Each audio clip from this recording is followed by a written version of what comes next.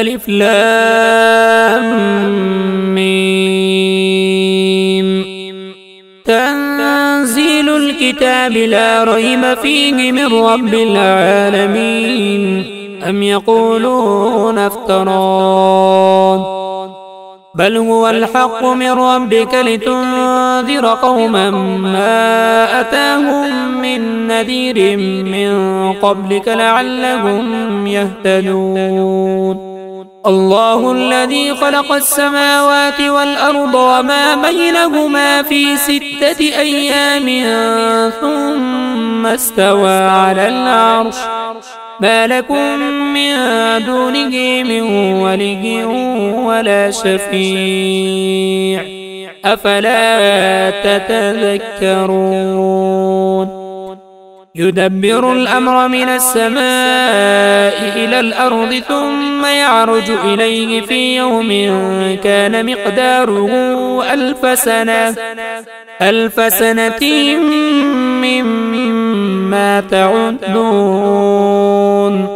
ذلك عالم الغيب والشهادة العزيز الرحيم. الذي أحسن كل شيء خلقه وبدأ خلق الإنسان من طين ثم جعل نسله من سلالة من ماء مهين ثم سواه ونفخ فيه من روحه وجعل لكم السمع والأبصار والأفئدة قليلا ما تشكرون. وقالوا أئذا ضللنا في الأرض أئنا لفي خلق جديد بل هم بلقاء ربهم كافرون. قل يتوفاكم ملك الموت الذي وكل بكم ثم إلى ربكم ترجعون. ولو ترى إذ المجرمون ناكسوا رؤوسهم عند ربهم ربنا أبصرنا وسمعنا فارجعنا نعمل صالحا إنا موقنون. ولو شئنا لآتينا كل نفس هداها ولكن حق القول مني لأملأن جهنم من الجنة والناس أجمعين فذوقوا بما نسيتم لقاء يومكم هذا إنا نسيناكم وذوقوا عذاب الخلد بما كنتم تعملون. إنما يؤمن بآياتنا الذين إذا ذكروا بها خروا سجدا وسبحوا بحمد ربهم وهم لا يستكبرون.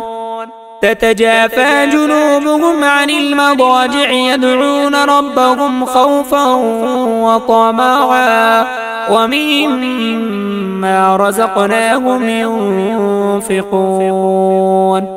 فلا تعلم نفس ما أخفي لهم من قرة أعين جزاء بما كانوا يعملون.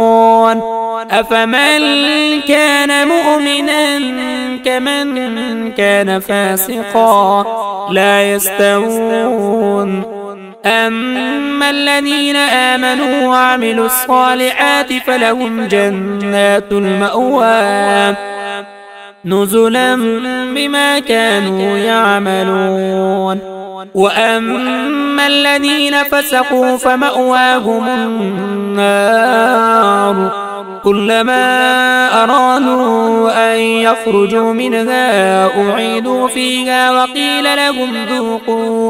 وقيل لهم ذوقوا عذاب النار الذي كنتم به تكذبون. ولنذيقنهم من العذاب الأدنى دون العذاب الأكبر لعلهم يرجعون.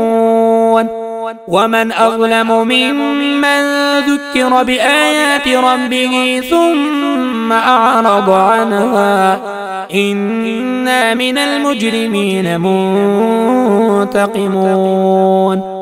ولقد آتينا موسى الكتاب فلا تكن في مرية من لقائه وجعلناه هدى لبني إسرائيل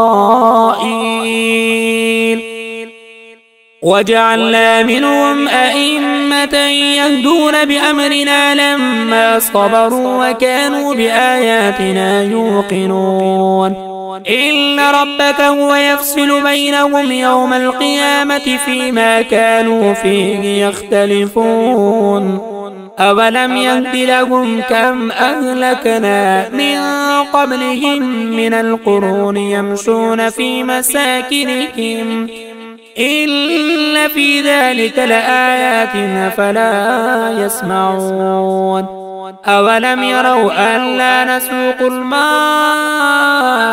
إلى الأرض الجرز فنخرج به زرعا تأكل منه أنعامهم وأنفسهم أفلا يبصرون. ويقولون متى هذا الفتح إن كنتم صادقين قل يوم الفتح لا ينفع الذين كفروا إيمانهم ولا هم ينظرون. فأعرض عنهم وانتظر إنهم منتظرون.